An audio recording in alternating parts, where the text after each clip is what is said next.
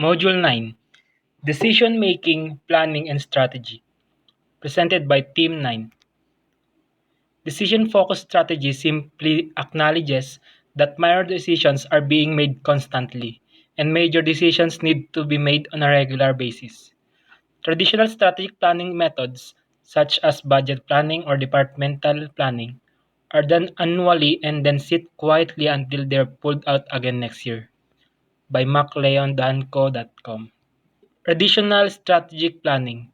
Under traditional strategic planning is done on high and strategic planning is communicated stays there. Strategic planning is done and dusted, never revisited again until the next year. Strategic planning is inaccessible or considered above anyone's pay grade. Decision-focused strategy. Under decision-focused strategy, strategic planning is communicated throughout the organization and made accessible and relevant to all. Strategic planning happens regularly throughout the year according to a defined framework and visible to all. Strategic planning is discussed regularly and fundamental to the culture. How do you start a decision-focused strategy? Number 1, set goals. Number 2, do research. Number 3, establish a strategic framework that is relevant and accessible to all. Next, review regularly, keep it alive. And lastly, make management decisions that reference the framework openly. Tools and technique and approaches strategy in decision making. Tools.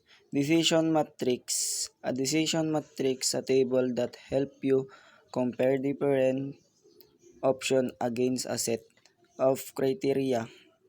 This can be a help way to weigh the pros and cons of each option and make a more informed decision. Pros and cons list.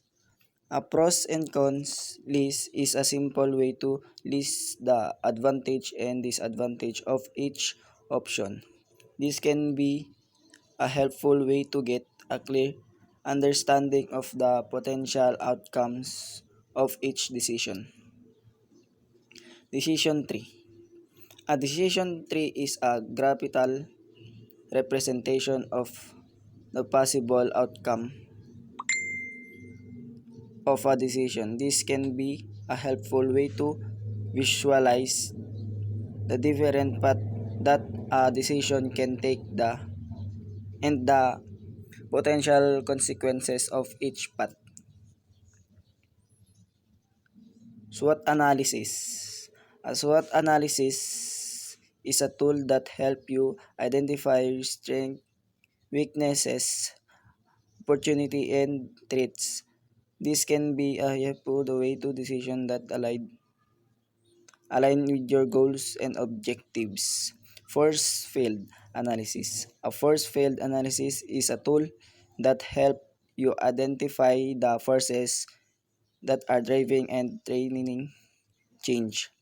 This can be a helpful way to take decision that will help you overcome and achieve your goals. Techniques. Brainstorming. Brainstorming is a technique that involves generating a large number of ideas in a short period of time. This can be a helpful way to come up with a new creative solution to problem. Mind mapping. Mind mapping is a technique that involves visually representing information in a way that makes it easy to understand and remember. This can be a helpful way to take complex decisions by breaking them down into smaller, more manageable pieces. Six thinking hats. Six thinking hats is a technique that involves using different perspective to view a problem. This can be a helpful way to avoid bias and make more objective decision. Reflective decision making.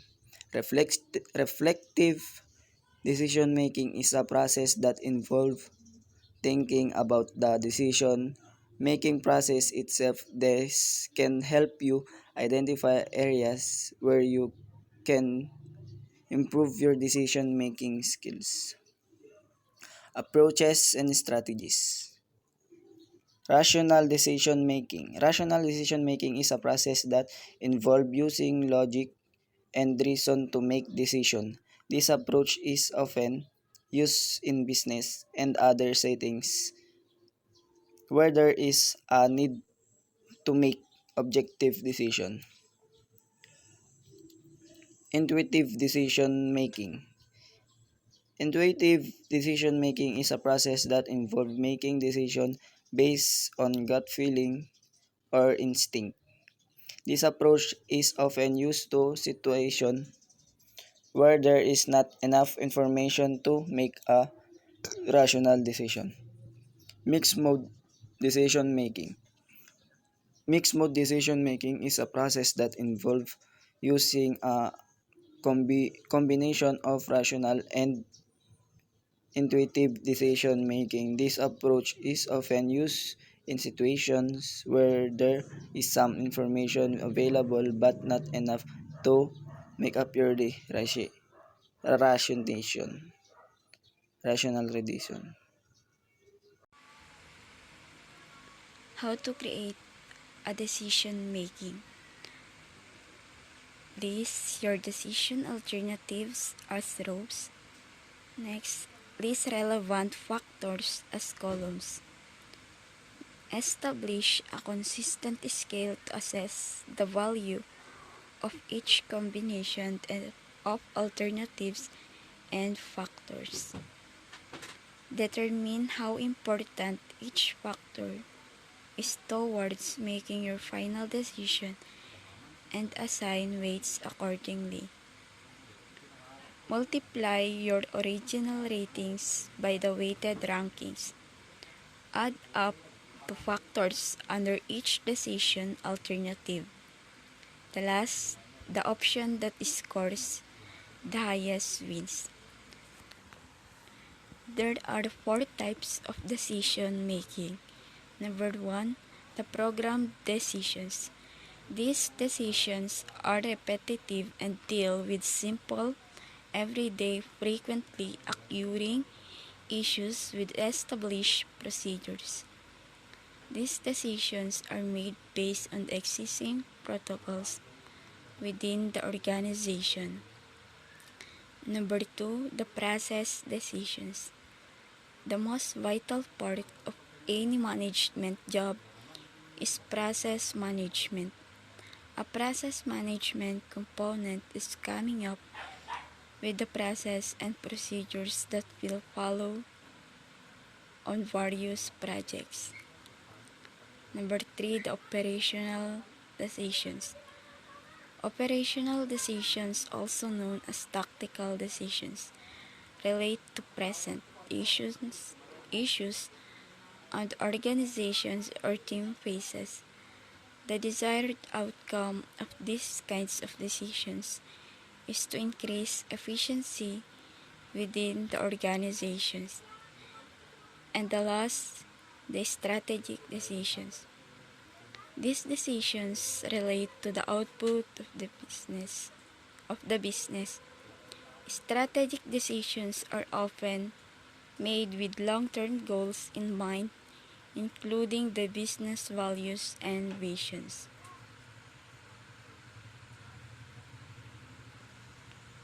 Good day everyone, this is Eunice Foranda who present 5 decision-making techniques and their description. Step 1. Data process-oriented approach. The first step in developing an effective decision-making process is ensuring the right questions are asked. You then train your team to analyze the problem and viable craft solutions. By following a structured and step-by-step process, you create an effective plan for obtaining team and business goals. Step 2. Involve your team. Decision-making shouldn't be done in a vacuum. Team members should always be involved in your decision-making process. Step 3. Foster collaborative mindset. There are two mindsets you need to consider to instill collaboration in your team. One is better than other. Advocacy. This mindset views decision making as a contest. Individuals seek to persuade others of their ideas, defend their position, and downplay any weaknesses. Inquiry. This mindset navigates decision making collaboratively with a problem solving orientation. Individuals test and evaluate assumptions by presenting balanced arguments, considering open to constructive criticism. Step 4. Create a uphold psychological safety.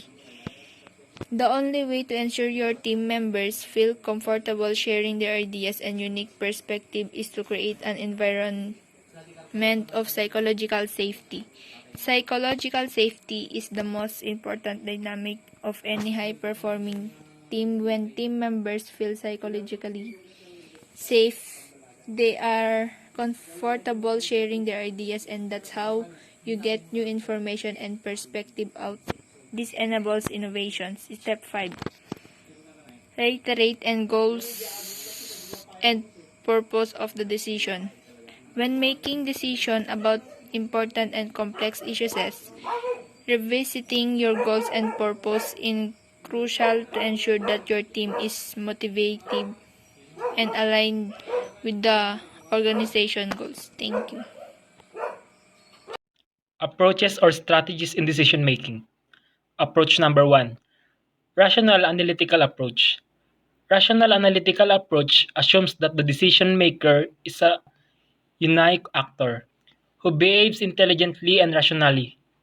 He is fully aware of all available feasible alternatives and considers all the alternatives as well as the consequences and chooses the alternative that secures the maximum gain. The rational approval to decision making includes the following steps: recognize the need for decision, establish rank and weight criteria, gather available information and data, identify possible alternatives, evaluate each alternative with respect to all the criteria, and select the best alternative. Lastly, a satisfying approach. Approach number 2. Intuitive emotional. Intuition is an innate belief about something without conscious consideration. Intuitive emotional approach is opposed to rational decision making. Managers sometimes decide to do something because it feels right. Approach number 3. Political behavioral approach. This approach suggests that real decision makers must consider a variety of pressures from other people who are affected by their decisions.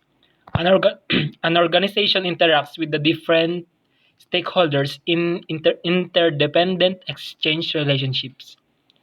Decision makers should try best to meet the demands of the various stakeholders.